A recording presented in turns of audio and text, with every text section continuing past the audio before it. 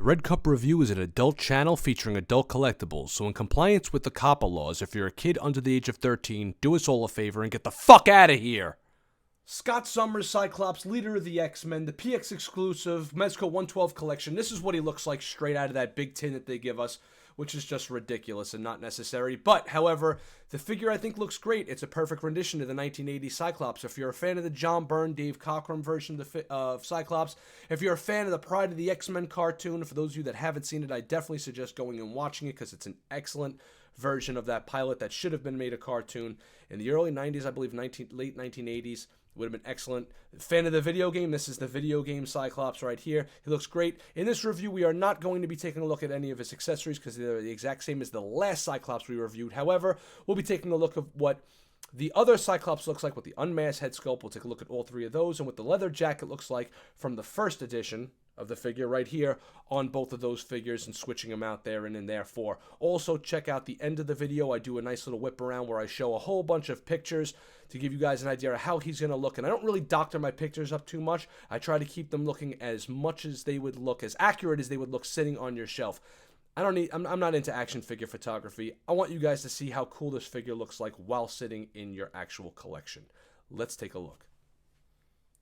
The reason I'm starting out with this is because I feel as though what's on everybody's mind, what is this Cyclops look like with the other Cyclops' jacket? Now, this Cyclops does not come with this jacket. It comes with the other Cyclops, just to give you guys an idea of what he looks like with the glasses on and the unmasked head sculpt. And this is probably the version I'm going to be going with. It's kind of growing on me more and more, even though I enjoy the 90s Cyclops just as much as the next person. However, with this Wolverine, you could see that the blue of this Wolverine is the same as the blue on this Cyclops, and it kind of matches a little bit more. It has a little bit more of uniformity in it. Plus, this Cyclops is from my favorite version of the X-Men, which is the John Byrne, Dave Cockrum version of the X-Men. So I'm probably going to be going with this one in my collection. As you can see, the blue is a lot darker than this blue, right? Even though this blue also goes with that Wolverine, I feel as though there's a little bit more uniformity here. That being said, if you guys are the type of guys that don't need two different Cyclopses in your collection, right? You go and you get yourself this jacket on like eBay or something and put it on this figure. Or you can go and, if you're a fan of this Cyclops, then I would totally recommend going and getting the unmasked head sculpt for that version, depending on what you want, right? I'm probably going to go with the 1980s version. I'm going to pop this head off right here, right? And we're going to put the other head sculpt on to give you guys an idea of what it looks like with this one, right? That's what he looks like with his actual visor on and the scuba head. There are a lot of people that aren't a fan of the scuba head Cyclops. I don't know. It reminds me of the old X-Men arcade game. This is like the Pride of the X-Men look, in my opinion. I kind of really like this outfit. This is synonymous to me with Cyclops. Even though I grew up with the 90s version, I kind of like the idea of his hair being out. But that's what we got this little fella for right here. Real quick, we're just going to take a look at what the other Cyclops looks like with the unmasked head sculpt from the newer version, and there you have it pretty much. Now, straight on, it looks excellent. However, when you turn it, it has a little bit of a giraffe neck thing going on because of that. It does not sit flush. The unmasked head sculpt does not sit flush around the back of the neck. I don't know anybody that poses their figures like this. However, if you're going to be doing photography, you're going to have to get real creative with how you have that sitting because there's a huge gap there. So that was a miss. I don't know if it's just on mine. Maybe the head sculpt doesn't burrow in far enough. But from head on, it looks fine. But once you start turning it, you know, you get that. And that's not good at all, right? So that could be a big miss for a lot of people. While both being great for different reasons, here's the obligatory side-by-side shot, right? You got your 1980 Cyclops and you got your 90s Cyclops. So if you wanted to have both in your collection, you probably can get away with that if you wanted to have an 80s and 90s team. Obviously, this Cyclops, in my opinion, makes for maybe a more interesting look. I both think they need the leather jacket to break up the all-blue effect.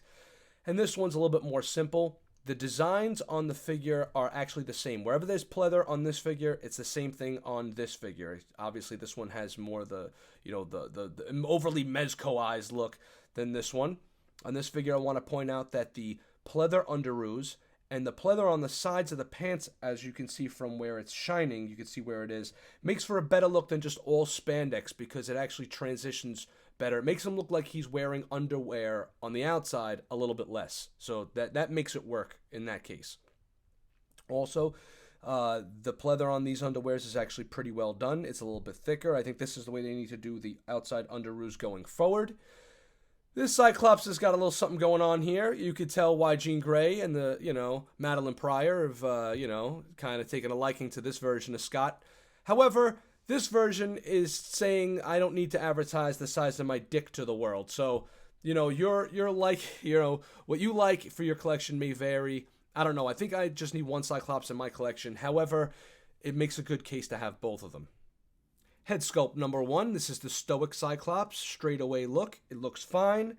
I don't get too up close and personal with my figures. I think this looks pretty good. It has the same type of paint applications that the last one did. So there's a little bit less paint in the face itself. A little bit less realism, I guess. But, it works. It works just fine. That's what he looks like with his scuba head. Right, he's got lines running up and down the top of his head there, and again, just like with the other one, because they wanted to give you that light up effect, the head doesn't sit totally flush against the neck. However, I think it looks fine. The articulation in the head, side to side, is fine. He doesn't look down that much, right, and he looks up a little bit. That's about as much as you're going to get with this figure. Here's the other head that he comes with, and it's more of the snarling look. I guess this is his using his blast effect, right, or angry look.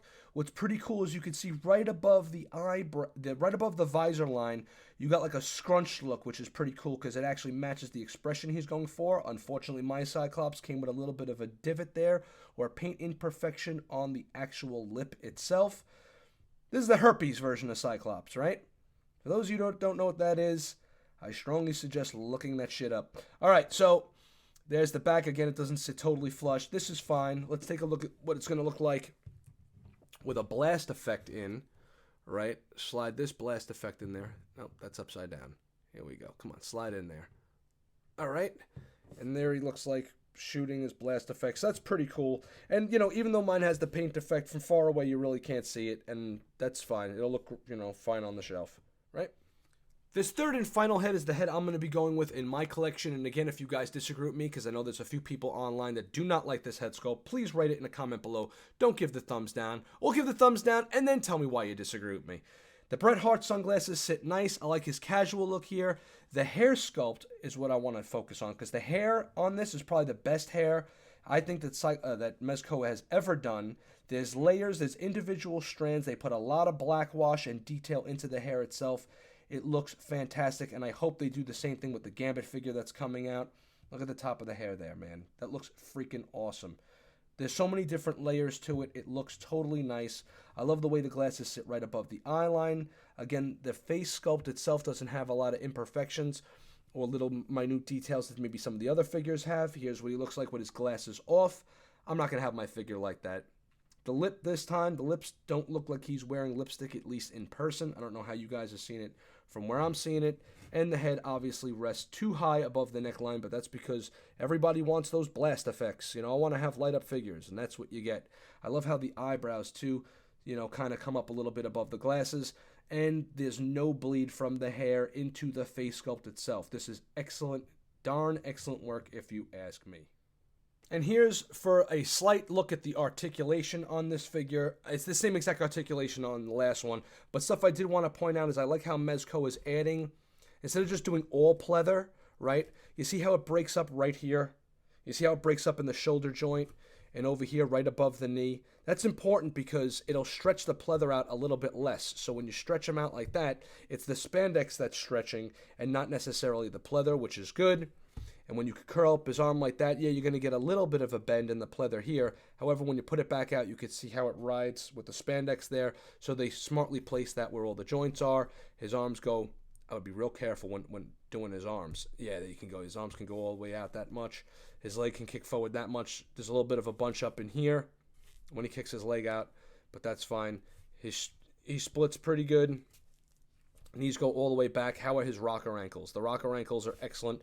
Mezco has definitely listened to us and given us amazing rocker ankle articulation, especially on the last two releases, this and the Wonder Woman, right? He looks dope, and we just looked at his head articulation before, right? Oh, ab crunch. Yes, he goes side to side, and he does go back and forward really well, even better than the other Cyclops, because remember the other Cyclops has that you know, the plastic stuff going on over here and up in here, which limits it just, yeah, you see, this is like, he has like very limited ab articulation on this one, and this one he has a lot more flexibility in the body. Thanks everybody for tuning into this edition of the Red Cup Review. If you haven't already, please smash the like button, subscribe, and join us for our further adventures during the week at the official Red Cup Review, The Rebellion on Facebook. That's the group y'all want to be in to find out where we're going soon. Cyclops is getting 3 3/4 cups from the Red Cup Review because he's my favorite X-Men. I think he looks great. If you're a fan of the 80s, John Byrne, Dave Cockrum X-Men, he is a must-have. However, I cannot suggest getting that leather jacket from the other version of Cyclops enough. But if you're a fan of the 90s version of Cyclops, definitely go out and get this unmasked head with the Bret Hart sunglasses because he's going to look great and just gives you more options, and that's what I love over here. I just love having options for my action figures. He's got great waist articulation. Again, all their accessories are the same. I hope you guys enjoyed this video as much as I enjoyed producing it, and maybe this will convince you guys to figure out which Cyclops you guys like. With the YouTube apocalypse looming over our head, don't worry, the Red Cup Review has a plan, and we love it over here when a plan comes together. We'll see you guys soon.